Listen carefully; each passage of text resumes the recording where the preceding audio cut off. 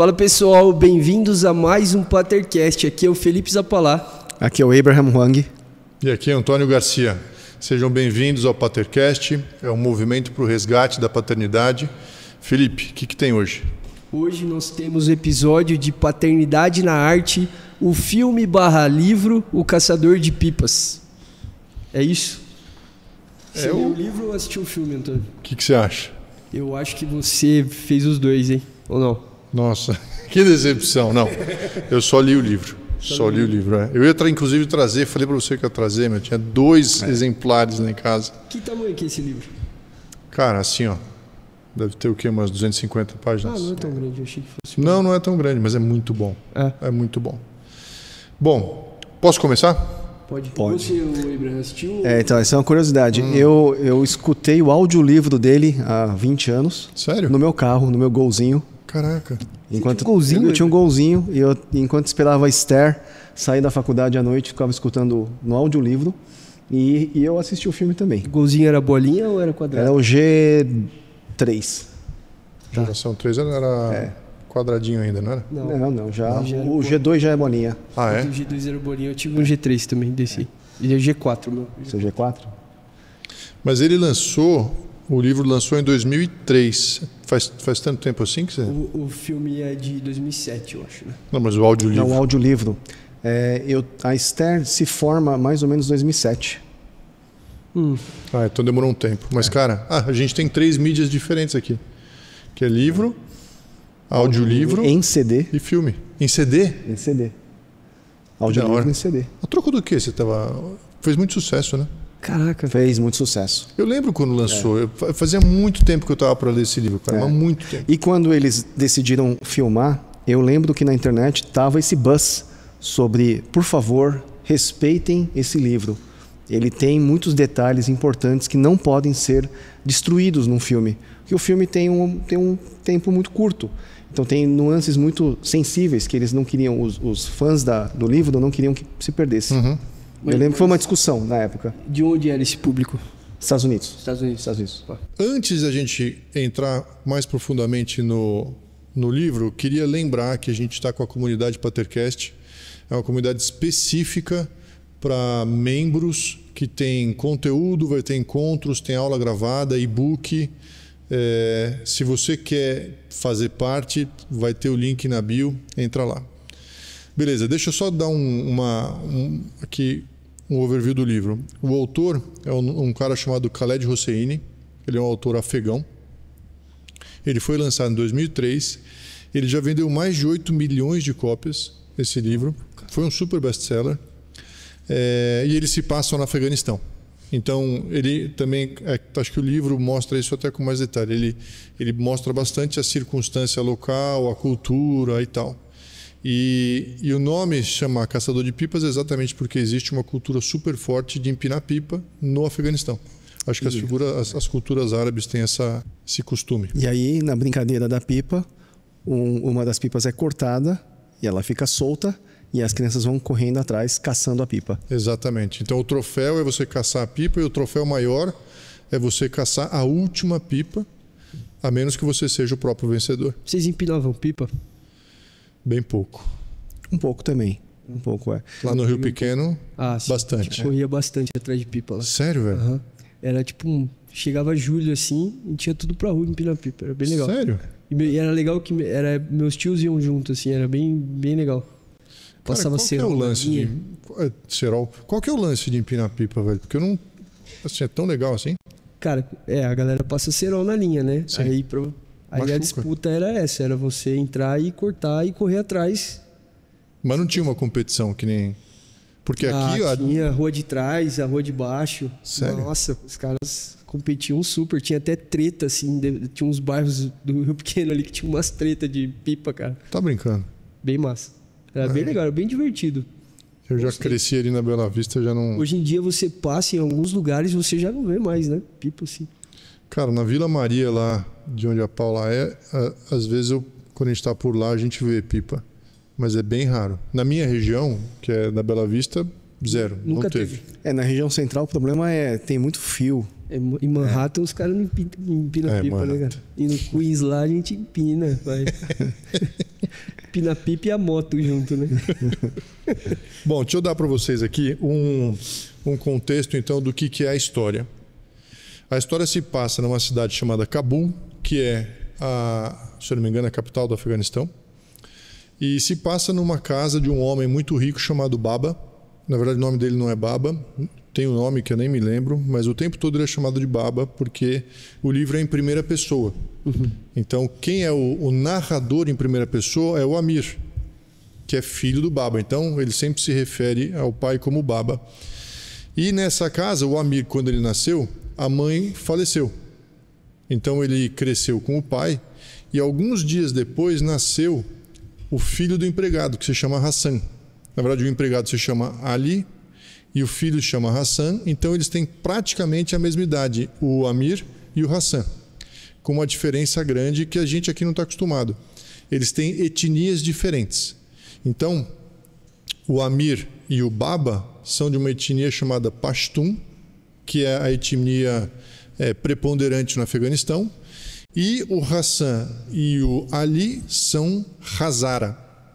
É como se fosse uma etnia diferente, não quer dizer que é inferior, mas lá eles são estrangeiros, então eles são, em geral, empregados, eles têm empregos subalternos e eles não sabem ler, não sabem escrever, então eles ficam, de fato, restritos a essa atuação. Exterior de onde que eles vêm?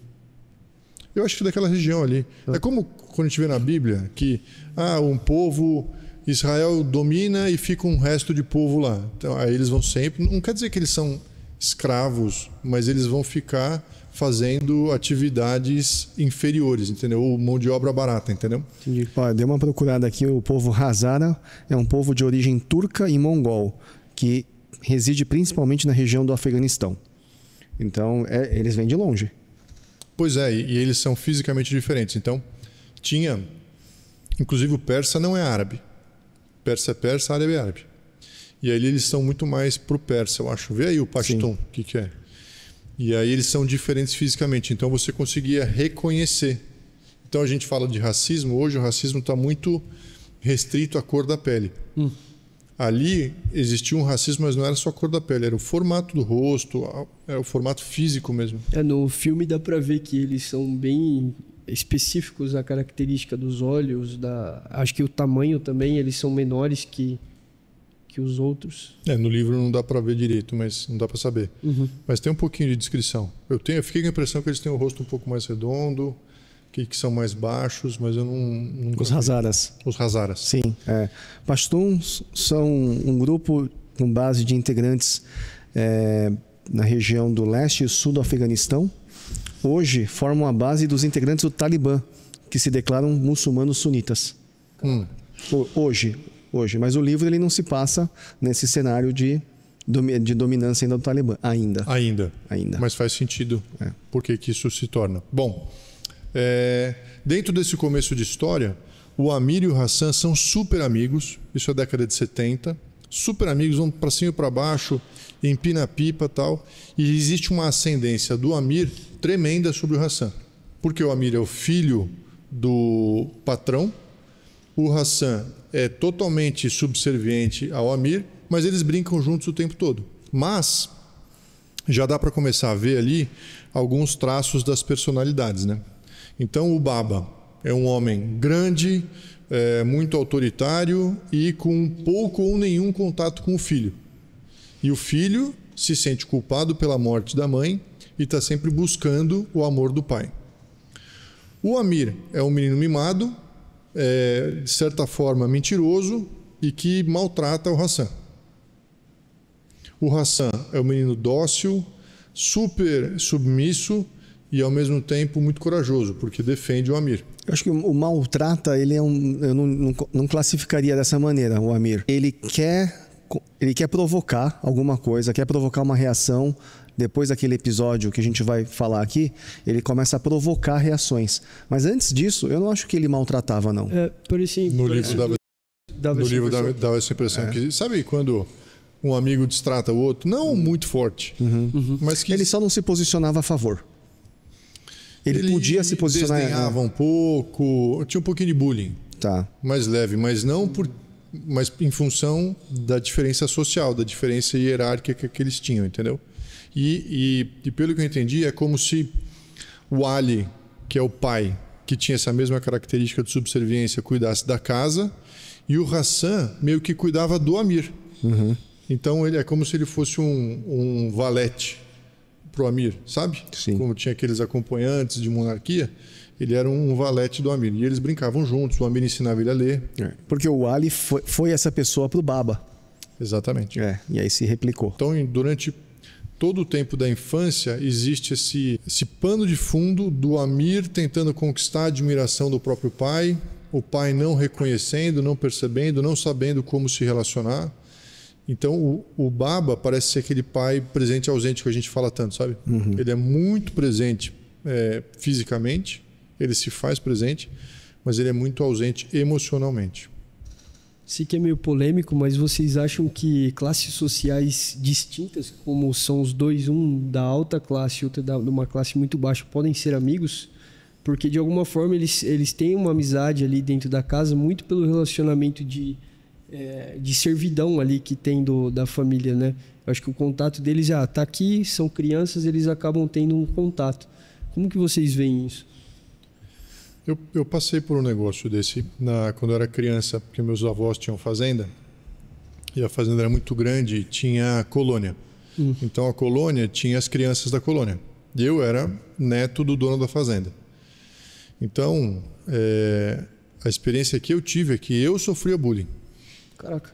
Porque acho que já era uma época em que havia muito mais respeito pelas pessoas. Então eu nunca maltrataria alguém de forma alguma, mas eles, de forma até um pouco velada, eles me maltratavam. Porque, que tipo de... Por exemplo, eu não tinha calo na mão, eu era mais branquinho, eu era o inteligentinho, sabe? Essas coisas. Eu não queria ser nada disso, eu queria brincar igual todo mundo. Então, Mas você brincava com eles? Brincava, mas eu sentia que tinha um pouquinho de... Às vezes aparecia. Eu não era um menino folgado ou arrogante, mas era a raiva deles, entendeu? De alguma forma. Então eu sentia um pouco... Eu não estava nem aí, eu vivia na casa eu vivia na colônia e tal, mas eu sentia um pouco. Então é um pouco diferente mas eu senti esse conflito social, entendeu? Agora, respondendo a sua pergunta, eu acho que não tem o menor problema. Eu tinha um específico que chamava Pascoal, que era muito meu amigo. A gente vivia, brincava, fazia um monte de coisa junto. Não tinha nenhum problema, até porque criança, né, meu? Eu acho que é meio difícil desassociar, inclusive na questão do livro, porque é uma diferença de etnia. E eu, sendo de uma etnia diferente da dominância aqui no Brasil ou no Ocidente, eu acho que eu vou mais pelo lado da etnia. Eu nem iria por essa pergunta da classe alta, da classe... acho que o Antônio respondeu uma experiência que ele viveu. Então eu vou responder com experiências que eu vivi. Porque ser filho de imigrante no início dos anos 80 não era uma situação simples. Por exemplo, hoje eu falo com meus filhos que é muito fácil ser coreano no Brasil e no mundo, que o K-pop está em alta.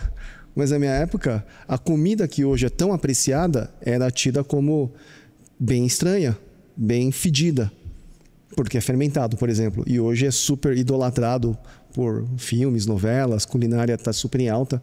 Então eu diria que pela questão da etnia tem uma diferença ainda maior. E aí, nesse caso dessa etnia, que não sabe escrever a tua língua. Caraca. Não é só um gap financeiro, social, financeiro. Tem outras questões. Então, inclusive, essa é uma forma de você manter a subserviência, quando você não dá educação. Porque eles não têm outra coisa para fazer, cara. Ele tem que... E, cara, me lembrei a gente teve uma funcionária em casa uma vez que ela contou que ela fugia ou ela ficava escondida lendo livro para tentar se educar, e o pai chamava todo mundo para a roça. Então, assim, é engraçado como às vezes desponta. No interior você vê bem isso. Uma família tem 10 filhos. E aí um desponta que quer estudar. E aí a família banca o estudo daquele. Porque quem estuda vai tirar toda a família, vai levar a família para um próximo nível. Porque estudou. É exatamente a mentalidade do imigrante. Eu sou filho de imigrante, meus pais não falam bem o português até hoje. Eles são nascidos lá. São nascidos lá, então eles têm essa situação onde eles chegam num país, não estão entendendo os contratos, não estão entendendo as falas mais importantes, então eles vão aceitar, vão ter uma aceitação passiva de muitas coisas. E aí daí vem aquela fama também, né, do asiático ser um pouco mais na dele, mas às vezes não é que ele quer ser assim. Ele não tem condição de reagir. E aí nisso que o Antônio trouxe, pegar um filho e projetar nesse filho o escape. E, cara, desde criança, cara, eu era o que ia lá na diretoria resolver BO do meu irmão, porque meu pai não entendia nada que estava acontecendo. Chegava lá, comunicado, seu filho fez tal coisa. Meu irmão foi expulso do colégio uma vez. Meu pai não estava entendendo a situação. Tive que ir lá resolver na secretaria para ele. Só fui lá e peguei a assinatura do meu pai. Entende? Então acho que é um pouco desse contexto. Na minha realidade, eu vejo muito por esse lado da etnia. Mas você tinha amigos que não eram asiáticos? Sim, com certeza. Com certeza. E aí acho que até dentro já que estamos nesse lance dos asiáticos, entre asiáticos tem as etnias diferentes que têm uma certa rivalidade. Então aí você já vê, né? É um segundo problema, né? Mas sim, eu tinha bastante amigo não asiático e mesmo entre asiáticos você de diz assim, etnias diferentes. O coreano com o chinês, com... acho que o coreano, o grande... Qual que são as tretas aqui? As tretas, inclusive da minha escola, a maior treta, o motivo de instalarem câmera de segurança na escola. Treta de coreano com japonês. Década de 70... Começaram aquelas guerras de gangue, de oriental, sabe? Yakuza. Se apanhou do Yakuza. Não, mas o Yakuza é japonês. O lance é o seguinte, na década de 70, chegam os coreanos com essa mentalidade, igual no livro, o Baba tinha o ódio dos soviéticos. Sim. Os coreanos sofreram muito... Russos, né? Sofreram muito no início, né, na dominação japonesa, sofrendo muita violência dos japoneses. Tá. Então, o meu avô, ele é a última geração que viveu sob dominação japonesa, ele fala japonês, falecido, falava japonês, foi obrigado a aprender japonês. Então, quando a Coreia tem a independência dela, eles carregam essa dor. Então, meu pai cresce escutando essas histórias, quando vem para o Brasil, ele não sabe por que ele tem raiva de japonês, mas ele tem. Muito louco isso. Que aí começam as tretas. Cara, o que tem de coreano com ficha aí em delegacia porque brigou, tinha muita treta. E na minha escola instalaram as câmeras no início dos anos 90, final dos anos 80. Onde você estudou? Sou no Bandeirantes. E instalaram ali as câmeras porque estava rolando muita treta entre os japoneses e coreanos. E aqui eu não quero fazer um disclaimer aqui, os coreanos sempre ganhavam. Imagino, tenho certeza. O meu filho tinha um amigo coreano que a forma de tirar ele do sério era chamar ele de chinês ou japonês. Eu já ouvi falar. Ficava muito bravo. Isso, né? Cara, eu sei que depois a gente pode até tirar essa parte aqui, mas é curioso que os chineses aqui em São Paulo ou no Brasil, eles muitas vezes falam que são coreanos para serem mais bem aceitos. Então, se eles entendem que existem esses, vamos chamar, esses preconceitos das etnias asiáticas, e vamos... O coreano, por exemplo, eu como coreano de segunda geração, eu sou muito grato aos japoneses que chegaram antes. Porque os primeiros asiáticos foram japoneses. Esses sim sofreram um racismo aberto quando chegaram aqui no Brasil. Mais ainda, porque na época da guerra, meu pai falava que os brasileiros tinham raiva de alemão, italiano e japonês, cara, porque era as potências do eixo, entendeu? Então, eu quero retomar aqui pro contexto inicial do livro, que é uma das coisas que eu mais gosto desse livro, e de ler, quando você consegue entender o contexto de uma cultura. Então, o livro gasta algum tempo descrevendo o dia a dia, descrevendo como é que é a cultura, e você consegue formar isso na sua cabeça, né? Então, às vezes, aquela imagem que a gente tem do muçulmano radical de hoje em dia é completamente fora do que o livro retrata, que era Cabul dos anos 70. Para mim, Cabul dos anos 70 é São Paulo, anos 80. Antônio, essa é uma história real?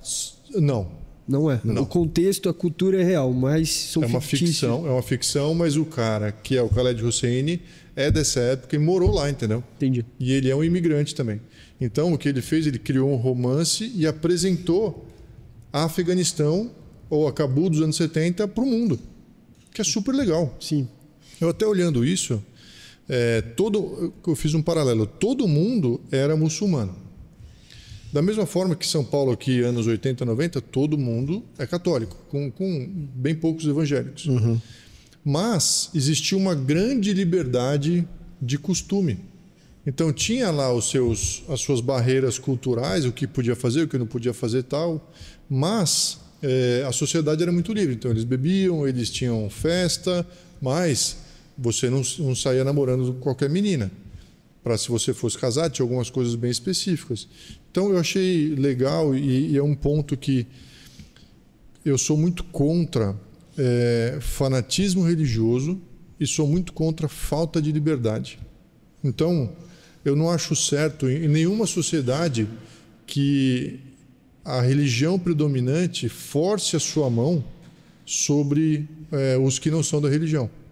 Que foi o que aconteceu exatamente com o Talibã mais para frente, ou com os xiitas no Irã também mais para frente. O Irã são xiitas, né? Acho que são. Bom, só esse parênteses, mas o que eu ia contar é que tem esse período e aí a história se encaminha para um momento bem marcante. Como que era o governo quando o filme inicia? Era uma monarquia. Inclusive, na casa deles, tem uma foto do pai do Baba com o rei antigo. Uhum. Tem isso no filme? Sim. Tem. Exato. Então, assim, tinha uma monarquia e era uma monarquia bem estabelecida. Isso na época, porque depois aquilo se transforma numa república. Que maluco pensar nisso, pô. O Afeganistão, né? Que a gente hoje tem uma imagem... A gente tem a imagem que o exército americano deixou pra gente. Sim, nos filmes. Mas... É muito mais fácil você imaginar, de fato, uma São Paulo anos 80, cara. Sim. Era aquilo. Troca a igreja católica, a igreja pela mesquita, troca o catolicismo pelo islamismo, acho que eles eram sunitas. Troca o Ford Gran Torino por um Fusca. Lá era Gran Torino? Era um Gran Torino. Que o Baba que tem. Que o Baba tinha. Que depois lá nos Estados Unidos ele pergunta lá pro... É verdade. Bom, aí já vai...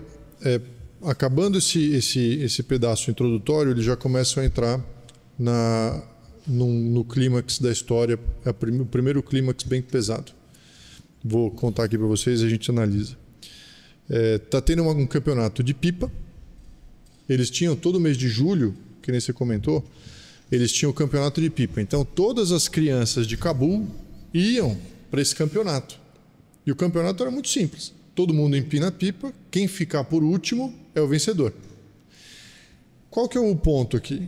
O Amir não conseguia a admiração do Baba porque ele não era bom nos esportes. E o Baba era um super de um atleta. Então o Amir tinha a oportunidade de conseguir a admiração do Baba se ele conseguisse vencer essa competição, que era super difícil. E ele tinha o braço direito dele, o wingman dele era o Hassan. E o Hassan era um exímio caçador de pipa. Uhum. Então o Hassan sabia encontrar as pipas quando elas eram cortadas. Bom, a competição vai indo e todo mundo na cidade parava e ficava assistindo das sacadas. A competição vai e chega no ponto que o Amir fica por último, só tem a pipa dele mais uma, e ele consegue derrubar a pipa, rasgar ou cortar a pipa, cortar a linha da pipa do segundo colocado. Uhum. Quando ele consegue fazer isso, tem aquela comemoração toda, ele puxa a pipa dele de volta e o Hassan vai correndo atrás do prêmio, que é a pipa vice-campeã. Beleza. Ele corre, aí o Amir tenta encontrar, vai buscar tal, até que o Amir chega num beco. Nesse beco está lá dentro o Hassan, com a pipa que ele encontrou, e mais 3 meninos.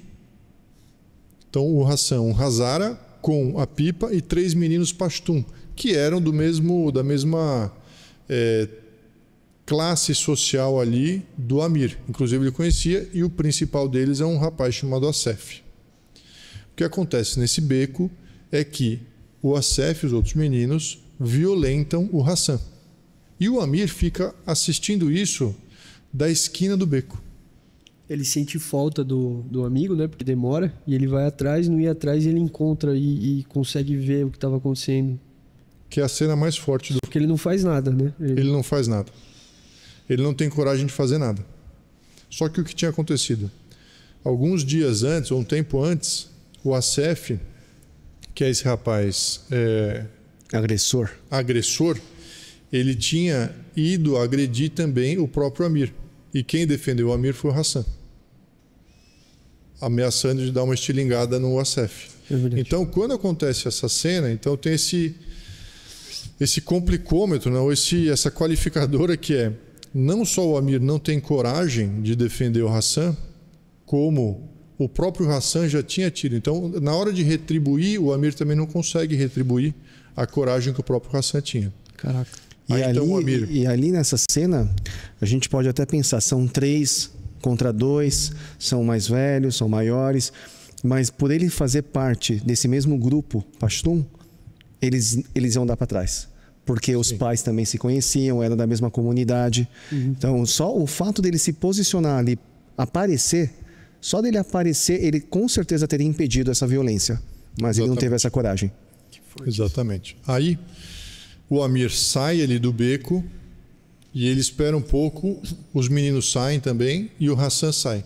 Quando o Hassan sai trazendo a pipa, o Amir encontra com ele e faz de conta que tinha acabado de chegar.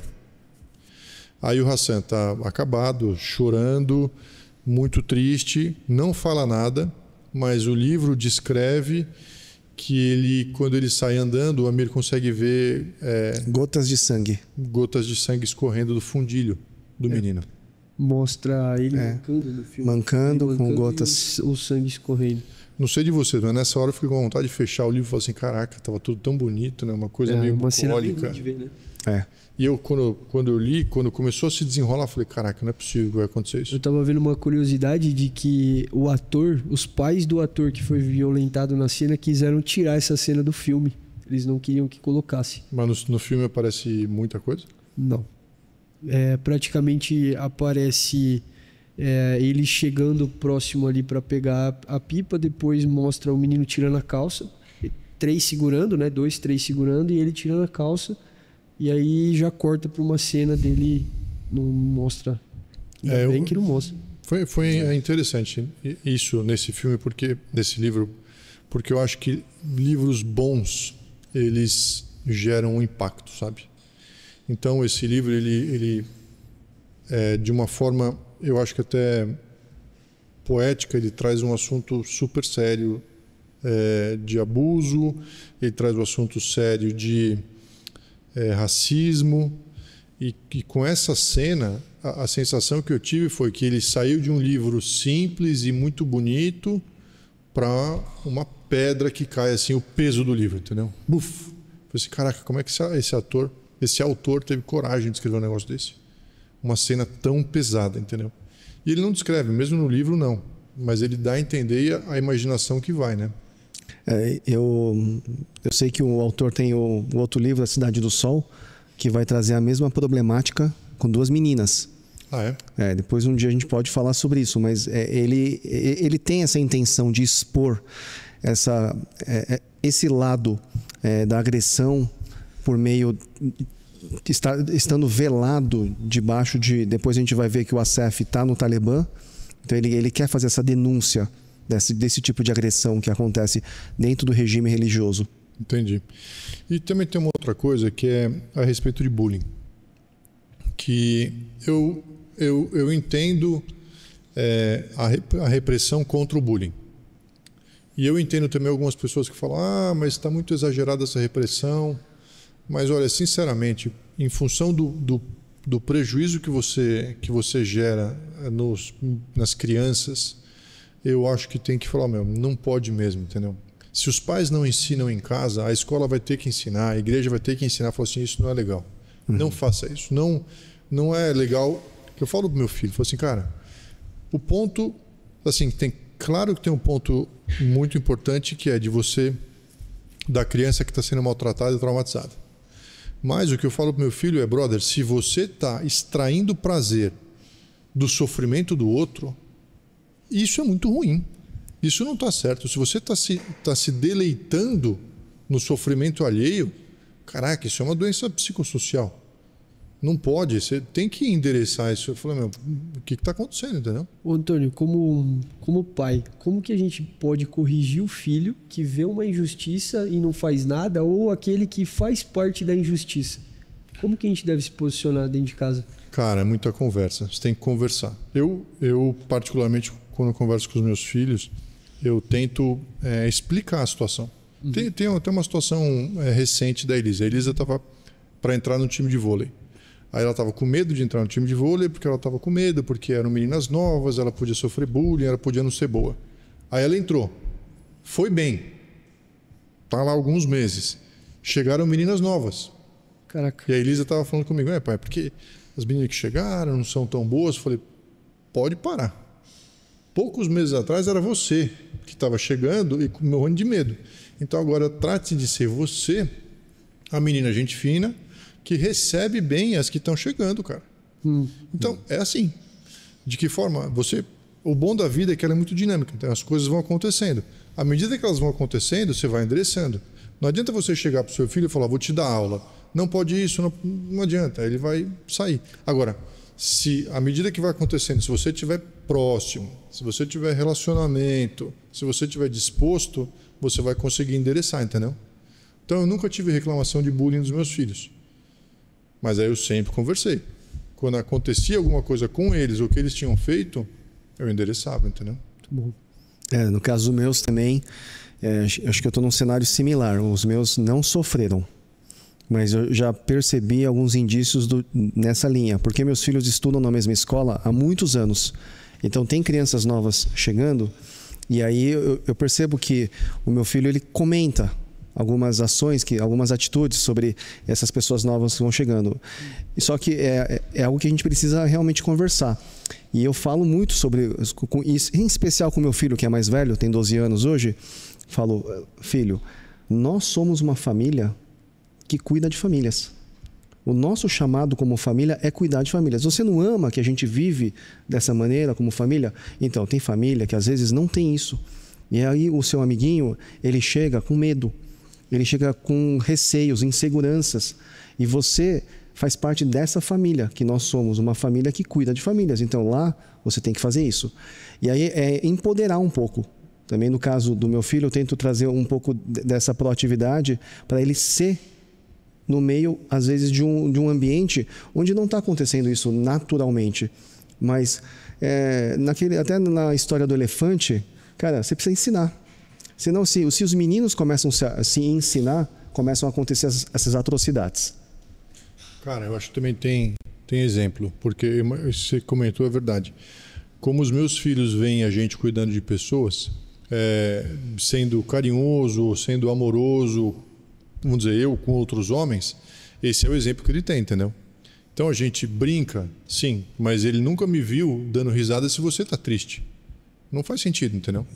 Então, isso que a gente trabalha, de alguma forma tem alguma crueldade nas crianças, que precisa ser endereçada bem cedo. E a gente vê isso acontecendo. Mas, se você conversa tudo bem, parece que tem uma hora que passa e eles firmam a identidade, ficam seguros e eles começam a cuidar dos outros, entendeu? Muito bom. Meu filho está numas agora que ele vai para casa do meu sogro e cuida do meu sogro. Caraca, legal. Ele pede para dormir lá, então ele dorme, sei lá, de sábado para domingo, domingo para segunda. E aí ele ama isso, meu sogro e minha sogra adoram, porque ele cuida, ele pega coisa, ele movimenta móvel. Bom, gente, depois que passa essa cena, acontece uma coisa muito difícil. Porque o que acontece? Vamos lá, vou ver se eu consigo resumir para vocês. O Hassan, ele fica meio apagado, ninguém fala sobre o que ocorreu. Provavelmente o Hassan contou para o Ali. E o Amir acha que o Hassan sabe que ele, Amir, viu, mas ele nunca falou nada porque respeita muito. Só que o Amir começa a ser consumido pela culpa. Sabe? Crime e castigo do Dostoiévski. A culpa, ela nunca fica desassistida. Quem faz alguma coisa sente que precisa pagar o preço. Por isso que é bom ser crente, né, cara? Caraca. Você pede perdão, se arrepende, Jesus paga o preço por você. Bom, o Amir fica se remoendo com aquela situação, ele também não consegue se alegrar, e ele fica, que você comentou, Abraham, no começo, ele fica tentando desafiar o Hassan para fazer algo contra o Amir. E o Hassan não reage. Tem até uma cena específica que o Amir começa a atacar coisa no Hassan, tacar. Fala assim, eu vou bater em você. E o Hassan fala, você não faria isso. Que assim, é uma cena muito bonita, que o cara combatendo aquela violência com amor e com bondade. Nossa. E aí, tem um determinado cena que tem o aniversário do Amir, ele ganha um monte de presente e ele está desesperado, a culpa consumindo ele, e ele esconde alguns presentes dele embaixo. É o relógio, né? É um relógio, exatamente, é o relógio. Acho que é relógio e dinheiro. E embaixo do colchão do Hassan. E conta pro pai. Uhum.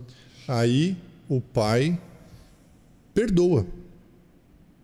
Quando o pai, porque o pai vai confrontar o Hassan e o Ali, falar, não é possível, tal. O que o Hassan faz? O Hassan, para proteger o Amir, confessa que roubou. Meu Deus. Ou seja, aquela lança de culpa no Amir, o cara foi lá e enfiou mais um pouco, né? Quando isso acontece, ele confessa, o Baba fala, eu perdoo e vocês podem ficar. Quando ele fala isso, o Ali fala, mas agora a gente vai embora. E aí o Baba fica desesperado, fala, não, eu estou perdoando vocês não precisam ir. Aí o Ali fala, não, a gente vai embora. E o Baba fala, mas por quê? Por quê? E o Ali e o Hassan nunca contam a respeito do Amir para o Baba, protegendo. Então, é um caso, é uma cena tão forte, porque vai mostrando a nobreza daqueles dois versus o pusilânime que é o Amir, entendeu? Culpado que continua sacaneando e que no fim faz com que eles vão embora. Pode falar. Caraca, você pressentiu. Não, me veio uma pergunta. Você acha que se tiver... Porque é uma cena e é um filme que desenvolve... Praticamente não tem uma mulher ali no meio. Você não tem uma figura materna de nenhum dos lados. Você acha que se tivesse uma mãe, ou as duas mães ali, teria tido algum impacto diferente nessa... Cara, de qualquer forma teria impacto. Até estou estudando de teoria sistêmica familiar. Qualquer coisa que você coloca no sistema vai gerar influência no sistema. Uhum. Independente de qual influência só não dá para achar que não vai ter. Então, uma mulher, com certeza, eu acho que ia aliviar o ambiente, ia negociar mais com todas as partes. Uhum. Com certeza, o Amir não seria tão desesperado pelo amor do Baba, porque ia ter uma mãe, talvez, que desse carinho, desse atenção. Então, essa disfunção do Amir, de certa forma, pode ser colocada na conta do próprio pai dele, que não trouxe para ele o amor que ele precisava, entendeu? Porque às vezes a gente fala bastante aqui sobre a ausência paterna, né? Aqui a gente está vendo a ausência materna. Então, mas daí são dois tipos diferentes de ausência. A mãe que morre não rejeita o filho. O pai vivo, e que é um exemplo, e que é super charmoso, e que é uma referência para todo mundo, e que ajuda todo mundo, esse cara gera uma rejeição enorme no próprio filho. Porque esse cara não admira o próprio filho, entendeu? E olha que complexo. E no momento que o filho consegue a admiração do pai, é o momento mais baixo da vida dele, que é quando ele é o covarde que não ajuda o amigo. Coitado do moleque. Quando ele consegue conquistar o amor, ele entrega quem o ama e quem é o melhor amigo. Ou seja, é um dilema horroroso. Tanto que a forma que ele encontra de resolver o dilema é mandar eles embora. Assim talvez resolva. O que acontece é que fica um buraco no coração do menino, né? O que vocês acham dessas cenas aí? Eu fico pensando aqui no lado do Hassan com o Ali. O Ali, ele faz esse papel de paternidade presente na vida do Hassan. Hassan é um menino que desde muito cedo consegue se posicionar em situações difíceis, e ele, de uma certa maneira, estava protegendo o amigo, porque ele percebia essa fraqueza nele. Então, acho que o Felipe trouxe um ponto interessante. Esse é o lado que a mãe teria uma sensibilidade. Ela teria mais essa sensibilidade para perceber. Essa sensação quando eu vi o filme, assim, eu acho que... Pensei no paralelo aqui, cara, muito louco. Posso falar? Você vai falar alguma coisa? Você tinha terminado? Não, terminei. Pode falar. Olha que louco, ó. O livro conta que o Ali e o Hassan, eles moram numa edícula no fundo da propriedade e eles não têm nenhum móvel, eles só têm 2 colchões. Ao mesmo tempo, o Hassan e o Baba moram numa casa super luxuosa. Sim. A relação do Ali com o Hassan gerou um menino que, apesar da circunstância difícil, tem uma identidade forjada e consegue se posicionar e defender os outros. O relacionamento do outro lado do Baba com o Amir gerou um menino inseguro, indefeso, apesar de todas as circunstâncias. Ao mesmo tempo, a gente consegue fazer um paralelo entre Adão e Jesus. Porque Adão é um cara, ele viveu, talvez, é o único ser humano, junto com Eva, né, que viveu numa situação de circunstâncias perfeitas. E ainda assim ele cometeu um grande erro. Jesus é um cara que viveu perto de circunstâncias totalmente imperfeitas. E ao final foi o cara que tomou a decisão correta. Então, o que traz de ensinamento para mim é as circunstâncias nas quais eu me coloco os meus filhos, não necessariamente vão trazer o resultado que eu gostaria. O que vai de fato importar é como eu me porto, quais decisões eu tomo, o caráter que eu tenho, o posicionamento, entendeu? Então eu penso muito nos meus filhos, falo assim, caraca, eles têm uma circunstância boa? Tem. Como que eu vou fazer? Cara, eu tenho que ser muito, muito atento para ver se eles não estão ficando com caráter distorcido, se não estão ficando arrogantes, se não estão ficando muito confortáveis. Faz sentido, gente? Total. E a situação imperfeita também exige, para ele não ficar desmotivado, para ele não ficar achando que não tem solução. Então, nas duas situações. Só que a gente tem aquela ideia de que se tem um cenário propício, não precisa tanto. Então, o Baba, por exemplo, ele devia ser aquele pai que pensava, eu não preciso fazer mais nada, eu já dei tudo. Já dei todas as condições perfeitas para ele se desenvolver. Não sei por que ele não se desenvolve. Estranho, né? Exato. Inclusive é um tipo de pai que é o pai dos anos 80, 90, que é o grande provedor, mas que não tem relacionamento. Você falou uma coisa aqui que me lembrou de outros 2 ou 3 filmes que eu assisti, não vou lembrar o nome exatamente, mas sobre uma ausência paterna e que em algum confronto do filho com o pai, ele falava assim, pô, mas você é um bom pai para os outros, por que você não é um bom pai para mim? E isso traz um confronto que às vezes para fora o homem está tão preocupado em se mostrar para a sociedade, em realmente ser uma boa pessoa para a sociedade, só que dentro de casa acaba deixando uma ausência que causa um efeito muito...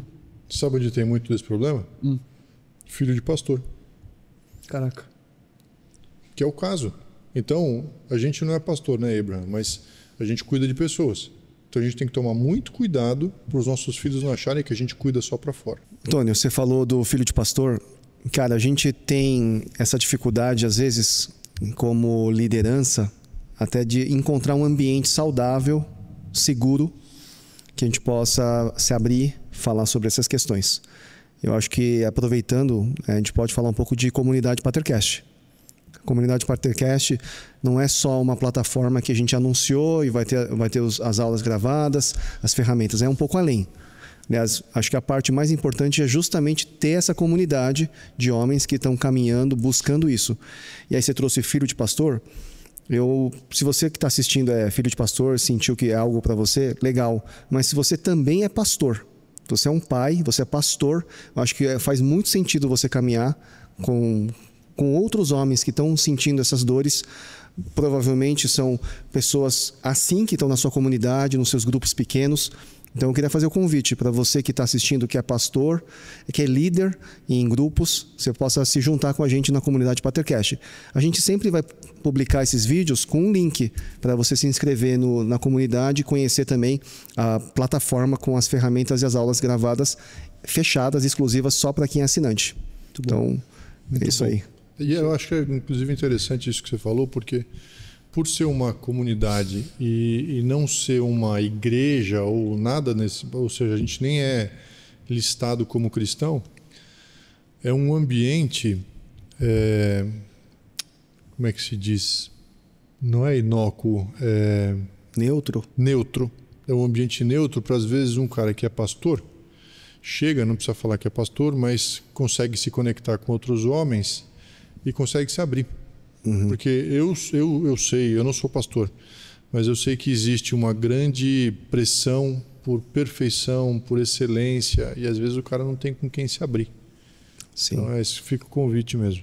Depois que o Hassan e o Ali saem, o livro entra numa nova fase. Parece que fecha um capítulo e começa um próximo, que é a dominação do Afeganistão pelos soviéticos, pela União Soviética à época, né? Isso aí é... Quando que é? Acho que 75, 76, algo... Dá uma pesquisadinha aí. Quando que a União Soviética domina o Afeganistão? E aí, com a dominação, começa um período negro em Cabul, porque os soviéticos tomam conta de tudo, não respeitam ninguém e tal. Aquela coisa... Começa em 79. 79. O que acontece com o rei? Ficam 10 anos lá, hein? Não, o rei tinha sido deposto quando entrou a República. Não sei se ele foi exilado, se continuou lá. Acho que ele foi exilado. Os soviéticos entram, eles invadem o Afeganistão. Eles invadem o Afeganistão, tomam conta de Cabul, então os tanques andando pela cidade, os russos, os militares andando pela cidade, entrando nas casas, tal, super desrespeitoso. E aí começa a ter uma evasão de Cabul. Nessa saída, eles saem, não é permitido sair, eles saem fugidos, saem fugidos dentro de um caminhão-pipa. Verdade. Caminhão-pipa não, caminhão de combustível. Na segunda etapa da jornada, não, é um caminhão-pipa, caminhão de combustível. Não é? Eu tenho claustrofobia. Caminhão-tanque, que chama. Foi, né? Que eles vão lá dentro do... Exatamente. Nossa, Ele tá na escuridão. Naquela cena. Escuridão total, ele liga o relógio só para o filho se sentir melhor. Pelo menos no filme, a primeira cena de carinho do pai com o filho. Então, exatamente. Aí o pai começa a mostrar um pouco mais do seu valor quando ele é totalmente desprovido de toda a posição social, de todos os bens. Tanto que eles vão para os Estados Unidos. Tem uma cena importante também na fuga, que na primeira etapa eles estão num caminhão que é parado numa barreira ali, e um soldado soviético, ele para e ele não quer só a propina, ele quer uma das mulheres que estão lá no caminhão. Sim. E o Baba se posiciona ali. Verdade. E aquela é uma primeira transformação dentro disso que o Antônio trouxe. O cara está desprovido da parafernália ali, do sistema que ele tinha, e ele começa a mostrar o que ele carrega, um valor do que ele carrega. E aí lá no segundo momento, dentro do caminhão-tanque, que ele tem esse primeiro momento de afeição com o Amir, que é a cena da escuridão total, ele acende a luz do relógio para ele se sentir mais calmo. Tem essas duas cenas, eles vão para os Estados Unidos, e lá nos Estados Unidos eles recomeçam a vida. Tem uma colônia, né, de afegãos, e o Baba, se eu não me engano, ele é frentista. Ele trabalha, ele tem um posto de gasolina? Tem não. Ele trabalha no posto. Nossa, eu fiquei confuso agora. Ele trabalha no posto e ele vira gerente. Tá. Ele não tem. Eu não lembro. Eu lembro que ele estava atendendo do lado de dentro na caixa registradora. Sim, mas ele está trabalhando, ele é funcionário. Tá. E aí eles vão conquistando e eles começam a ter feirinhas de... faz total sentido, porque eles têm que fazer o complemento de renda com essas feirinhas de final de semana. Exatamente. E a feirinha de final de semana, eles saem comprando coisas em Família Vende Tudo, né? Não é Família Vende Tudo, como é que chama lá? Garage Sale. Garage Sale, Que aqui a gente não tem isso, mas o americano tem muito eles fazem uma venda de garagem, então eles iam com uma Kombi, fala que ele tinha uma Kombi, eles iam com a Kombi comprando e eles faziam uma feirinha para vender aquelas coisas que eles tinham comprado. Esse complemento de renda que eles fazem de final de semana, eu lembrei que os coreanos lá na Califórnia, na mesma situação ali de Los Angeles, também faziam. O meu sogro fazia isso, com a Esther, criança. Tá brincando? Levava... Eu não sei, acho que ela estava com a Esther e já estava com os outros irmãos. E eles iam lá de final de semana e ele tinha lá uns itens que ele ficava vendendo. Não, Los Angeles. A Esther morou em Los Angeles. Morou um período em Los Angeles. Ela nasceu lá ou nasceu aqui? Nasceu no Brasil. Então eu lembrei dessa cena que eu achei bem interessante, que é o complemento de renda do imigrante.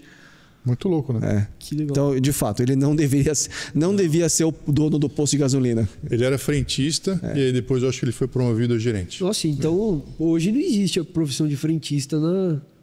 Não. O frentista americano é o cara que recebe o dinheiro ali, porque você põe e vai pagar lá dentro. Mas desde aquela época já era assim? Sim, essa ideia de ter alguém colocando o bico, o injetor ali no seu carro, não é uma coisa normal nos Estados Unidos. E no resto do mundo?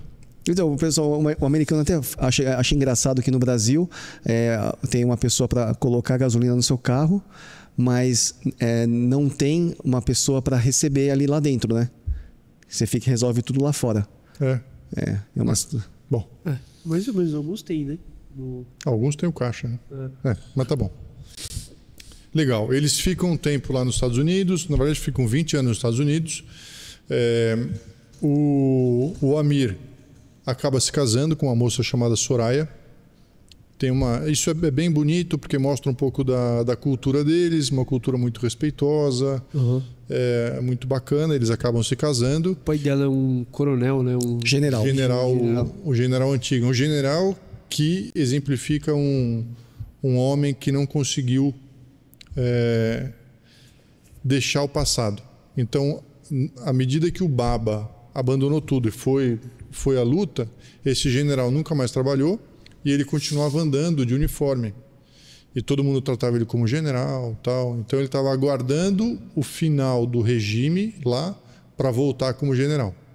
Que acho que nunca aconteceu. Não acontece. E tem a filha que ele tem um relacionamento terrível. Sim. E ela depois vai contar um pouco desse problema que ela viveu, mas era um pai que forçou uma relação artificial de tentar ser um bom pai com a filha. E aí essa cena, quando ela conhece o Amir, também é a restauração dela. Até anotei aqui que o Amir, ele traz, por ele ser um homem saudável, ainda que ele tenha um buraco de culpa no coração dele, por tudo que aconteceu no Hassan. Mas ele é um bom homem, ele passa a ser um autor de livro, então tem um paralelo até do Khaled Hosseini com o Amir, né? Claro. Porque o Amir é um autor de livro, ele começa a fazer sucesso. E quando ele se casa com a Soraya já tinha passado por um relacionamento. E tinha separado. Então ela era uma mulher que, no geral, ela não seria mais útil, porque ela já não era mais virgem, ela já tinha sido casada e tal. Quando eles começam a se ver, um dia ela liga para ele e fala assim: cara, eu preciso te contar. Eu já fui casada, conta tudo. Foi um erro, eu devia ter obedecido meu pai, mas eu fui rebelde e eu casei, eu fui embora, tal, durou pouco tempo, eu voltei e eu tenho muita vergonha. E aí ele fala: mas tudo bem para mim, eu te aceito. Então no filme ela pergunta, né? Você ouviu uma história aí para você, tudo bem a gente continuar? Ou se você quiser parar, para mim tá bom. E ele aceita. E aí ele vai trazendo cura para a situação dela à medida que eles estão juntos. Que é uma coisa que eu já vi acontecendo e eu defendo muito. Uma mulher que é traumatizada e machucada, ela consegue encontrar cura se ela está com um homem saudável. Assim, devagarzinho, o homem vai trazendo cura para essa mulher no próprio relacionamento, sabe? E esse livro exemplifica um pouco disso, né? Perfeito. Caraca, eu queria até indicar um filme que tá no Netflix que chama Continência do Amor, que retrata a cura, parece bem romântico, mas ele retrata justamente a cura de uma mulher com um homem, uma mulher feminista, super fechada para lidar com o homem, e ela entra num relacionamento com um homem que é do exército. Assisti já. Você assistiu? E acaba trazendo cura para ela, aquilo ali. É bem impressionante. Na verdade eles iam casar porque ela queria visto, né? Ela queria o convênio médico, né? Isso, alguma coisa que ela assim. Tinha... Bonitinho o filme. Eles ficam esse tempo todo nos Estados Unidos, e a vida se estabiliza entre os dois, eles estão bem, ele virou um autor de sucesso, está ganhando dinheiro, mas eles não conseguem ter filhos. Então não consegue, isso começa a angustiar, porque naquela época uma mulher que não consegue ter filhos, meio que para que serve? Porque o negócio todo é ter família, muito conservador e tal. Aí ele recebe uma ligação de um cara que a gente não comentou até agora. Se chama Rahim Khan, que é R-A-H-I-M. Rahim, amigo do pai. Esse era o melhor amigo do pai e era uma figura masculina que trazia algum suporte para o Amir. Porque ele era um amigo do pai, mas ele olhava para o Amir. Então ele tinha atenção para o Amir, ele dava presentes que faziam sentido, ele deu um livro para o Amir, que era um livro encapado de couro, falando: eu confio porque você escreve bem. Então o pai nunca lia o que o Amir escrevia, mas o Rahim, ele lia. Esse cara entra em contato com o Amir, depois que o Baba já tinha inclusive falecido. Esse cara entra em contato com o Amir e fala: olha, você precisa vir para o Paquistão, porque ele não estava no Afeganistão, estava no Paquistão, porque existe uma forma de você ainda... Como é que ele fala? Você ainda pode ser bom. Aquilo cai.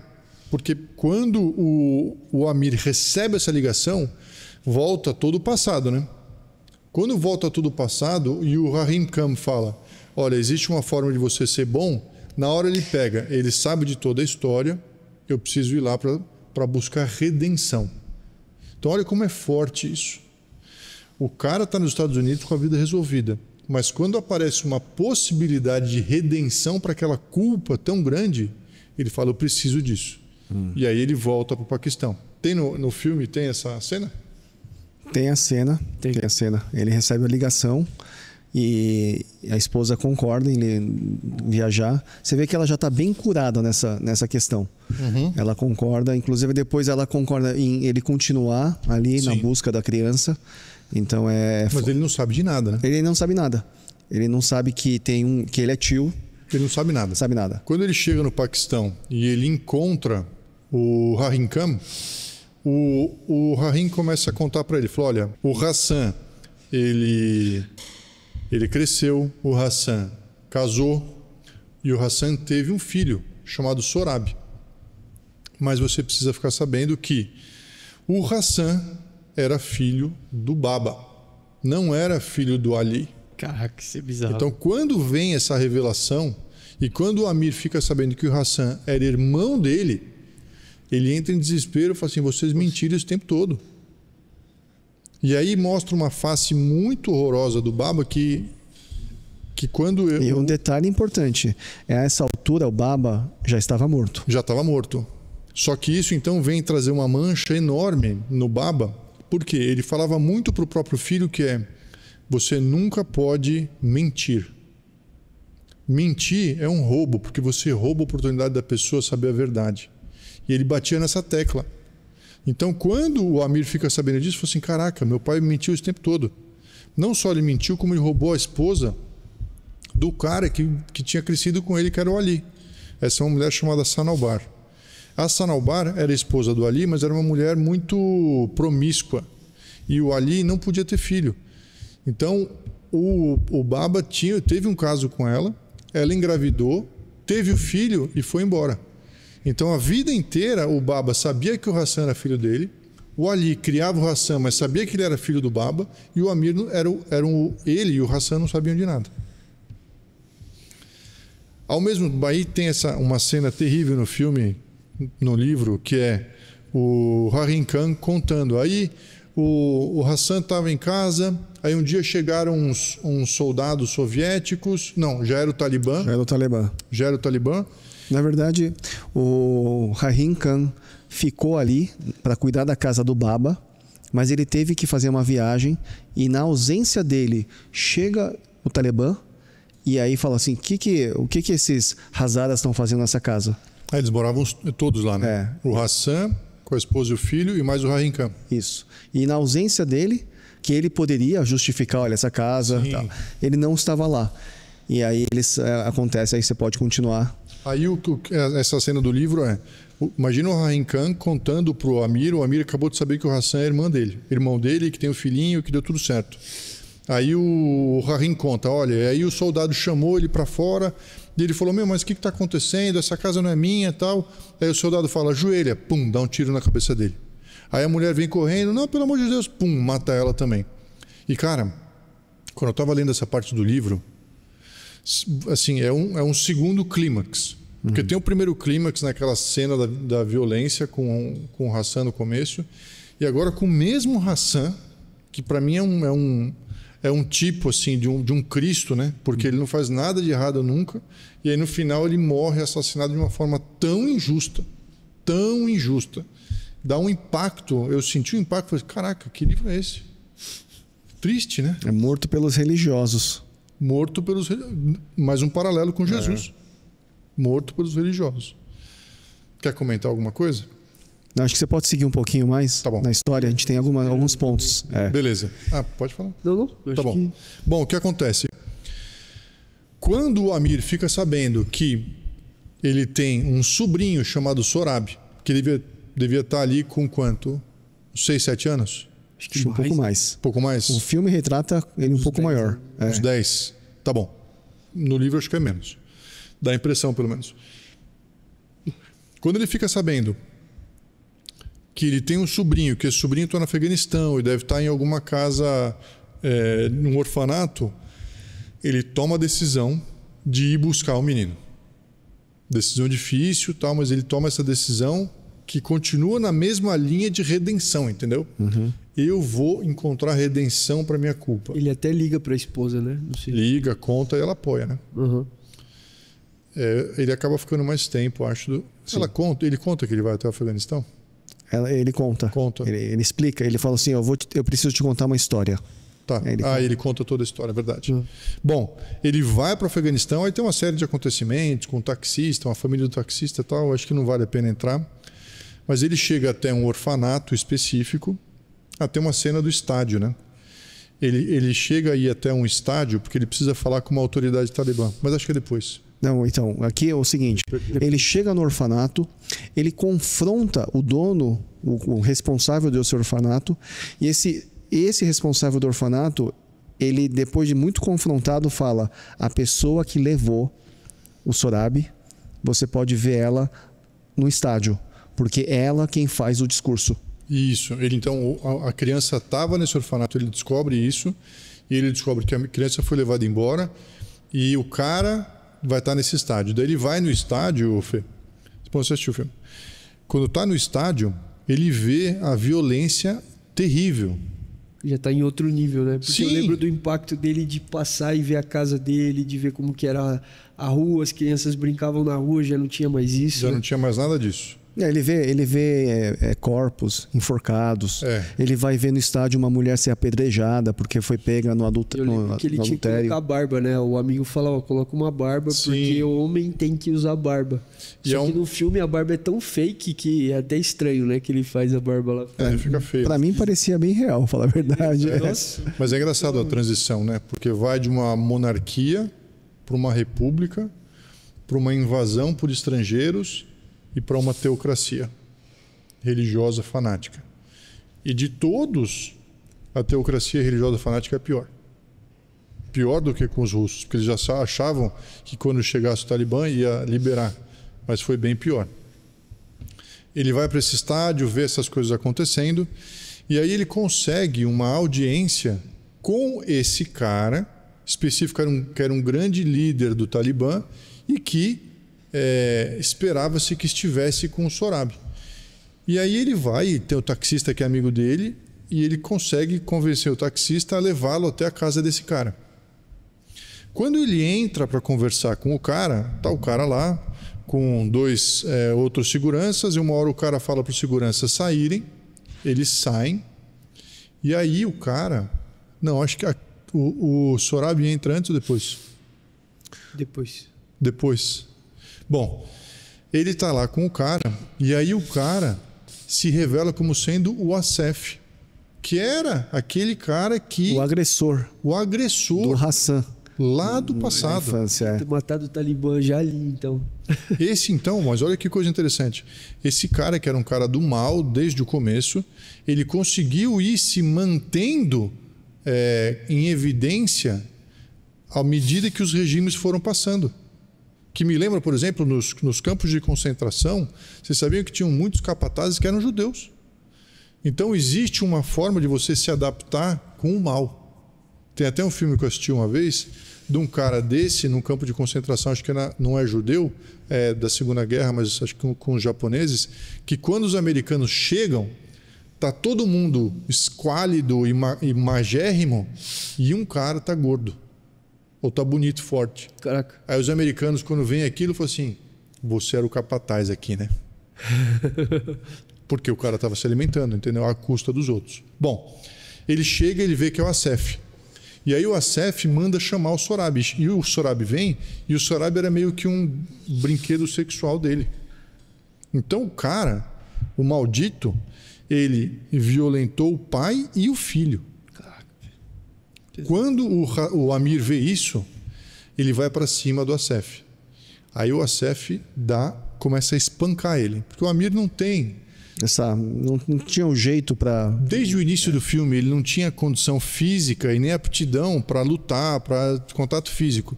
Mas ele começa a tomar tanta pancada do Acef, bater.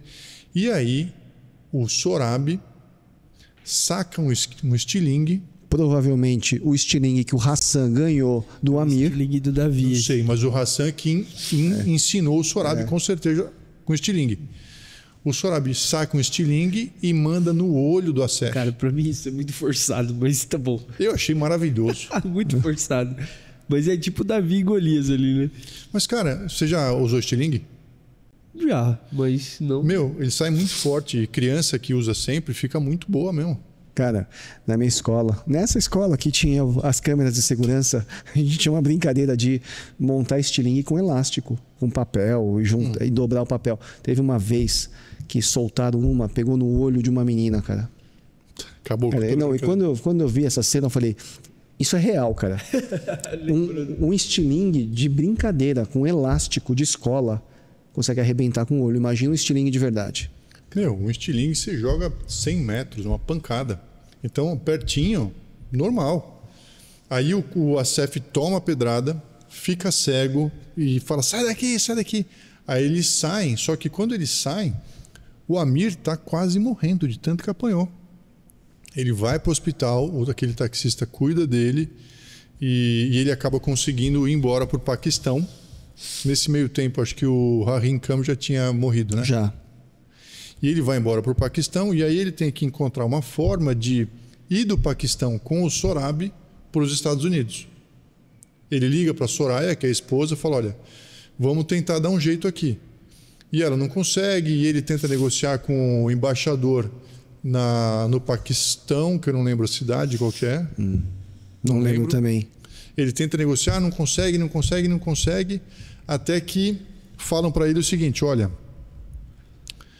isso vai demorar e você vai precisar retornar o Sorabi para um orfanato enquanto a gente providencia o visto. Ele conta isso para o Sorabi fica revoltado e fica desesperado, porque ele fala, você mentiu para mim, você falou que eu nunca mais ia ter que voltar para esse tipo de lugar. Corta para o Sorabi indo tomar banho, eles estão no hotel, e aí o Amir está desesperado, liga para a esposa, Soraya. E a Soraya fala, olha, eu consegui falar com um amigo nosso e a gente conseguiu adiantar os papéis aqui e você vai poder vir embora, junto com o Sorabi. Deixa eu falar um negócio aqui, Antônio, antes de você seguir na história, que eu acho que para mim é a cena mais marcante, até mais marcante do que a violência contra o Hassan, e também essa cena ali no QG do Talibã. É uma cena que me marcou muito, é a do orfanato. E é por isso que a gente escolheu também esse livro, porque é a respeito de paternidade. Ele gira em torno de paternidade, de ausência, sim, de resgate, mas aquela cena do orfanato, que tem aquele responsável pelo orfanato, que depois de pressão ele fala, quando ele é acusado de estar vendendo criança em troca de dinheiro, ele fala, olha para mim, você acha que eu estou me beneficiando de algum jeito? Eu também tenho família no Paquistão. Eu escolhi ficar aqui para cuidar dessas 200 que você está vendo. Então, uma que vai, eu recebo o sustento mínimo para cuidar de 200. Então, o que você faria no meu lugar? E para mim essa é uma cena bem marcante, porque o Sorabi, ele não queria voltar para uma situação de orfanato. que com certeza para uma criança é um inferno. Mas ao mesmo tempo você vê que é antagônico, que ali tem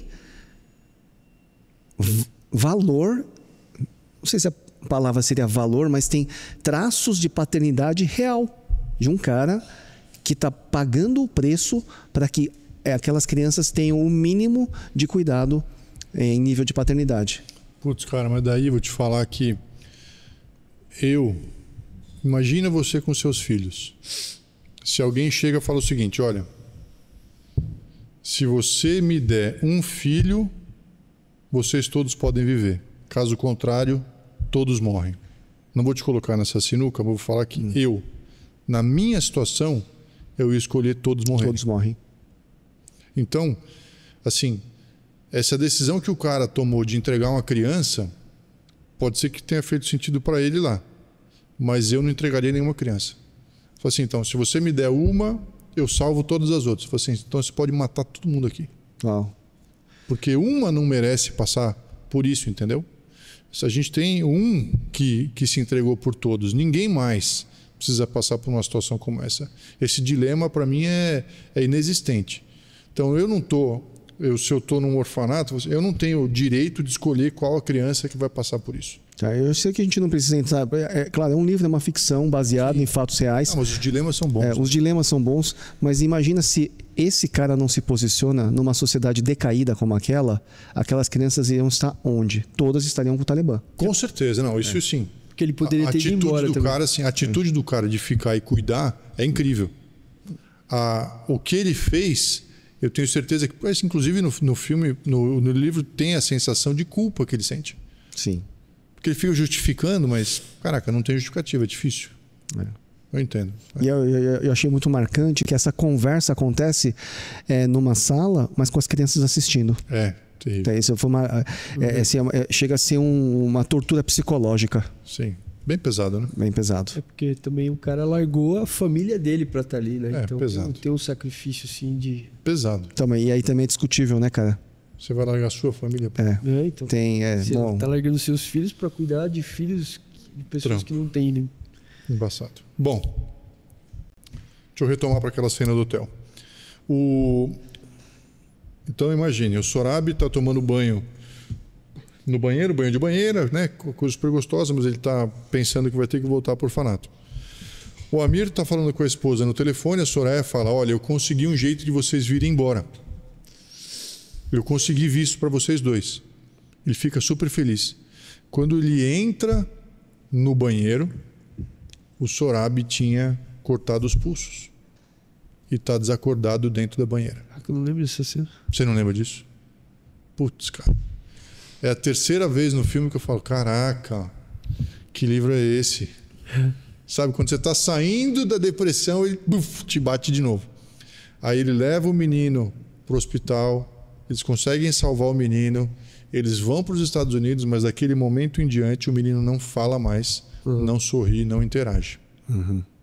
Eles vão para casa, eles têm uma vida normal, ele adota o menino, ele é tio, né, mas adota também, a Soraya passa a ser o filho deles, e até o momento que eles vão para o parque. Conta essa cena. É a cena final. Aqui a gente já... mesmo na cena final, o Sorabi ainda é uma criança muito fechada, que não sorri. Ele sabe que já está num ambiente seguro, ele entende tudo isso, mas ele entende também que ele ainda não faz parte disso. E aí tem uma cena onde o Amir leva ele para um parque e compra uma pipa. E dá para ver que também é da comunidade, tem outras crianças da comunidade afegã. Ele compra uma pipa, solta a pipa e começa a contar. Sabia que o Hassan, o seu pai, ele era um exímio caçador de pipas lá, era o melhor. Eu não lembro os adjetivos que ele usa, mas ele começa a enaltecer o pai, e aí ele começa a mostrar as manobras. E ainda assim o Sorabi está lá, meio fechado. Friozão, né? E aí quando ele percebe que... O Amir percebe isso, ele passa a linha, o carretel também, para o Sorabi, e ele começa a controlar. E aí acho que ali acontece esse romper. Ele tem o controle da pipa na mão, volta para o Antônio. Nesse momento que o Sorabi está com a pipa, ele dá um sorriso pro Amir, eles saem correndo atrás da pipa e finaliza o livro. Tipo, com a esperança de que finaliza com esperança. Porque o menino, ele dá um sorriso, então ele vai conseguir se recuperar. Ele foi resgatado. E aí ele consegue resgatar a culpa do Amir, ele resgata a história do Hassan, ele resgata a traição do Baba, finaliza com uma redenção, entendeu? Com um resgate. E também com aquela afirmação do amigo do Baba, ele ainda pode ser bom. Termina com isso aí? Não, mas ele também termina. Ah, sim. Mas tem uma frase do Hassan que ele fala sempre pro Amir. Vocês lembram qual que é, não? Cara, você vai trazer algo bom para finalizar, mas deixa eu trazer uma coisa ruim antes. Claro. Tem uma frase que o Baba sempre jogava na cara do Amir. Não me envergonhe. Ah, é verdade. Cara, e toda vez que ele falava isso, era um peso. Você via que o Amir não conseguia sair disso. É verdade. Deixa eu falar um negócio. Você que é pai, que está assistindo aqui o podcast, por favor, não fale nunca isso pro seu filho. Porque você está preocupado com o crescimento dele, não com a sua vergonha. Pelo amor de Deus. Boa. Deixa eu falar então a frase que é... A gente vai terminar com esperança também? Sim. Tá bom. A frase do Hassan, que o Hassan fala muitas vezes pro Amir, que é: por você eu faria isso 1000 vezes. No livro essa frase aparece várias vezes. O Hassan fala pro Amir que pelo Amir ele faria qualquer coisa 1000 vezes. Então uma bondade que ele fez, ele faria 1000 vezes. Buscar a pipa, eu faria isso por você 1000 vezes. E o Amir nunca agiu à altura dessa promessa do Hassan. Mas quando o Rahim Khan chama ele de volta e fala: há uma maneira de você ser bom de novo, o que o Amir faz é ter coragem, se expor e tomar uma surra do mesmo Asef, trazendo como se você fechasse um círculo, salvando o próprio Hassan, só que na figura do Sorabi. Uhum. Então o livro ele dá uma volta completa com o personagem principal saindo de um ser humano muito mesquinho, muito ruim, mimado, sem coragem, terminando com esse mesmo cara mostrando coragem, pagando preço com o próprio corpo para resgatar alguém que ele não teria obrigação nenhuma de fazer. Se sacrificando, né? Então a mensagem é: todo mundo se identifica com o Amir, ninguém se identifica com o Hassan. Todo mundo pensa: caraca, será que eu sou um lixo igual esse moleque? Será que eu sou assim mimado? Será que eu sou assim injusto? Mas existe uma forma, quando você se entrega em serviço por alguém, que é o que ele faz com o Sorabi. Muito bom, eu ia fazer essa pergunta: eu posso ser bom de novo? Uma vez que eu tenho só feito coisas ruins na minha vida, eu consigo ser bom de novo? Lógico, cara. Lógico. Se você tem uma trajetória que você pode ser pai, você pode ser esposa, você pode ser qualquer coisa. Se você fez mal para alguém, se você cometeu coisas ruins na sua vida, sempre vai existir um caminho de redenção. Nós somos cristãos, cara. A gente crê que sempre existe um caminho de redenção em Jesus Cristo. Mas, cara, ali, naquele caso, eles não eram cristãos. Existia um caminho de redenção assim mesmo. Porque a vida sempre vai oferecer formas de você servir o outro e você encontrar um meio de compensar aquela culpa, aquela dor com atitudes de hombridade, de heroísmo, né? Antônio, uma outra coisa, muito pensando no pai que morreu, ele não contou a verdade sobre o filho, os dois serem filhos. Como que a gente pode lidar com arrependimentos do passado quando envolve mentira?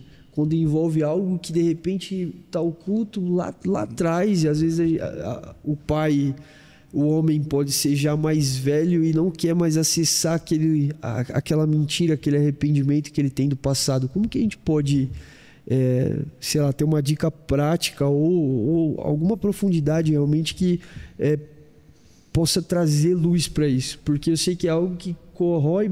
Provavelmente o pai morreu com isso no coração, por mais que ele não era perfeito ali, mas com certeza ele tinha isso guardado no coração dele, né? Vou te falar que eu já tive experiência com homens mais velhos que tinham muito arrependimento de coisas do passado.